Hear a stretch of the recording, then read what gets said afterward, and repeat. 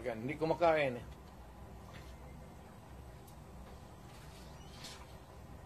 Pero yung sa Congress, wala muna akong may ano. Wala akong pag-usapan pa namin eh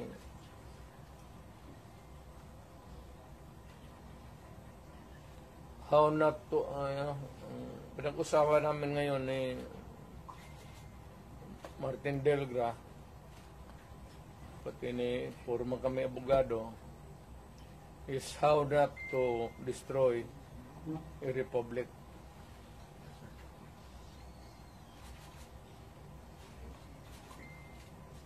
So we can entertain question, pero hindi ako muna makialam doon. President, yung sinasabing threat daw ni Vice President Binata man yun. Ako, utro rin itong PSG patay nila. Siyempre, pagka ganong init ng, sino ba naman hindi mag-init ng ulo? Alam mo si Inday. Pero si Inday, siguro, may nagsabi sa kanya,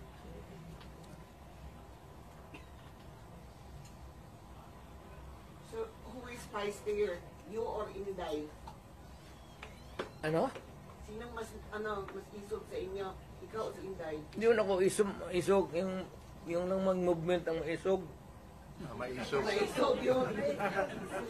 Kung retired na ako, sabi ko, wala na ako. So si Inday,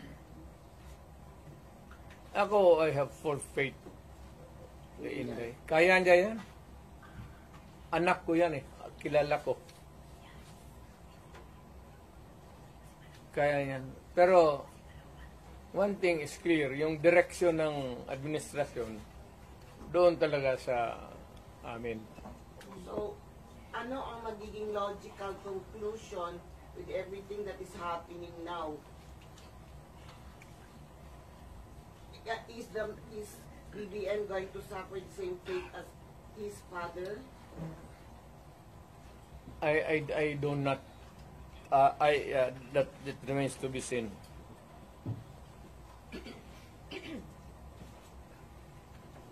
Mayor, is it not a good idea for Vice President Sara to just answer the questions that are being posed by Nag-a-answer nga ng question sila eh. Yung quad man hanggang sira.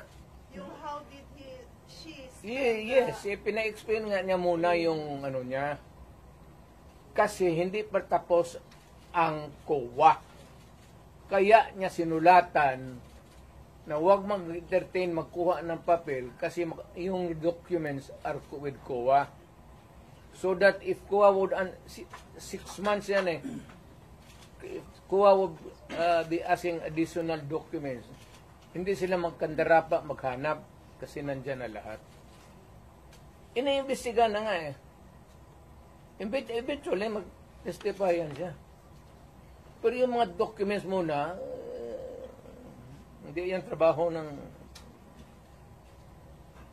Sir, may mga nag-comment na po sa social media na people power na lang daw po. Isipan.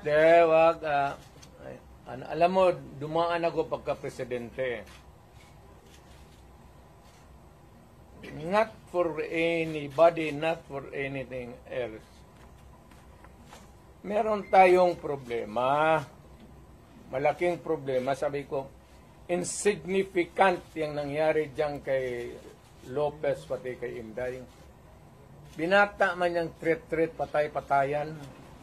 Pati itong luko-lukong Malacanang, ang problema niyang isa pa dyan, yung National Security Advisor ko noon, si Anyo.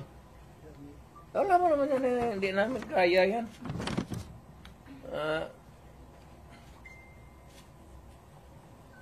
Sino naman? Ang gusto nila ipalabas na palalabasin mayor na nagnakaw ng pera si Vice. Wala pa nga audit eh. Gusto na nila palabasin ganon. Tama yung kay Inday. Because according to her, sabi ni pasensya na dyan kaya ikaw yung forerunner sa presidency. Gusto ata na ni Martin maging presidente. So, hindi naman masama. Ayaw ko magsalita because everybody has the right to dream. If Inday wants to be also, she can also dream. So wala tayong ano dyan.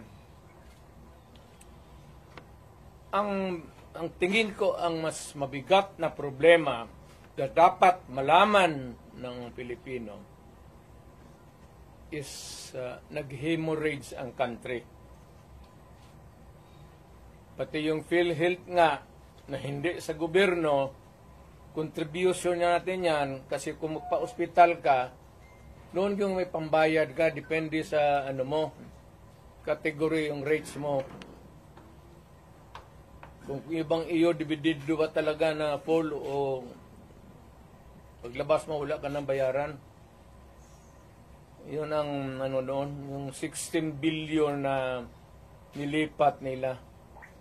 That is the most dangerous at dapat putang inestapa yan.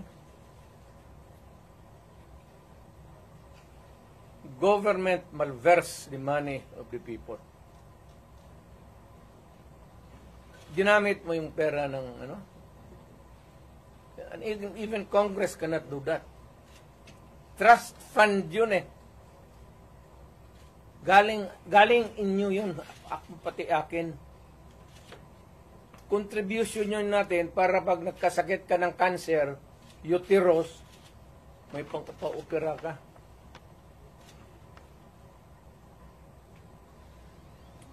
Ang ating PhilHealth funds natin lahat was about 8.9 billion 89 billion.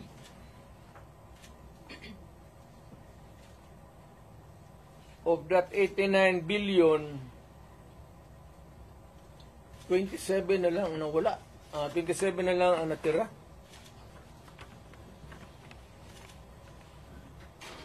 Paano yan? Hindi man maano ng Kongreso. Ang atin is, bakit nila pinakialaman? Pero Mr. President, if you see that this really, may estafa case, na yan, ang problema ganito, if we're going to file a case sa court, but the justice system, the court is a government thing. No, di court ang pumapasok ang Supreme Court. Kana hinintuan na sila eh. Huwag mong pakialaman yan, kaya hindi yan inyo. Ako, fiscal ako, ang alam mong minalverse nila yung pera eh. Ang naiwan kasi 29 billion lang. Out of the 89, 29 na lang. But can we say, Saan ang pera namin? Sabi daw, binalik Mayor. Ano, ibalik mo, wala mang pera. Maghiram nga ng pera eh. Ang gobyerno na ito, walang project. Wala kang nakikita ng project. Maintenance na lang. Kasi ayuda, ano yan, akap, ayuda. Tupad. Yun, naubos doon. Naubos ni Romualdez kasi Romualdez, congressman lang, pero left and right ang pamigay niya. May tag 5,000 kayo ngayon. Kita ko sa TV kagabi.